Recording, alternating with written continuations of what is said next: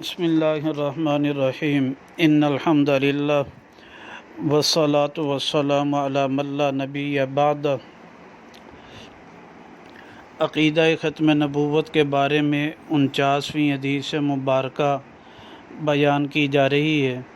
یہ حدیث مبارکہ المسند للامام احمد بن حنبل کے مسند میں مذکور ہے اور جلد نمبر 11 ہے۔ اس کے راوی حضرت نعمان بن بشیر رضی اللہ تعالیٰ عنہ ہے اور رقم الحدیث ہے 18319 جو ہے۔ راوی فرماتے ہیں کہ حضرت نعمان بن بشیر رضی اللہ تعالیٰ عنہ فرماتے ہیں کننا قعودا فی المسجد مع رسول اللہ صلی اللہ علیہ وسلم، یہ کہ ہم رسول اللہ صلی اللہ علیہ وسلم کے ساتھ مسجد میں بیٹھے ہوئے تھے، اور حضرت بشیر رضی اللہ تعالیٰ عنہ فرماتے رجلاً، ایک شخص جو روکتا تھا اپنی بات سے، فجاء پس آیا ابو ثعلبہ خوشنی، کہنے لگے یا بشیر ربن سعد، کہ اے بشیر بن سعد، کیا تو یاد کرتا ہے رسول اللہ صلی اللہ علیہ وسلم کے حدیثوں کو امراء کے بارے میں؟ حضرت حذیفہ رضی اللہ تعالیٰ عنہ کہنے لگے میں زیادہ یاد کرتا ہوں آپ کے خطبہ کو۔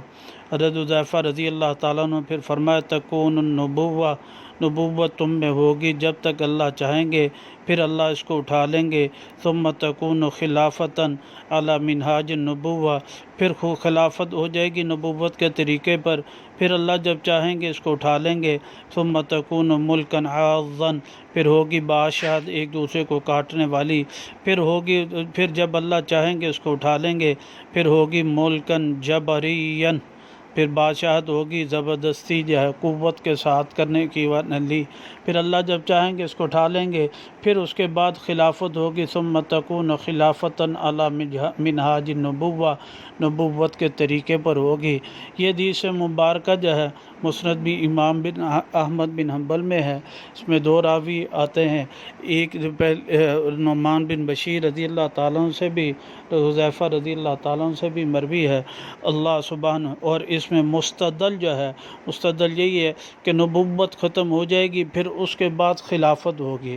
آپ کے بعد خلافت ہوگی، نبوت نہیں ہو سکتی، اور کیونکہ آپ آخری نبی تھے، آپ کے بعد کوئی پیغمبر نہیں آئے گا۔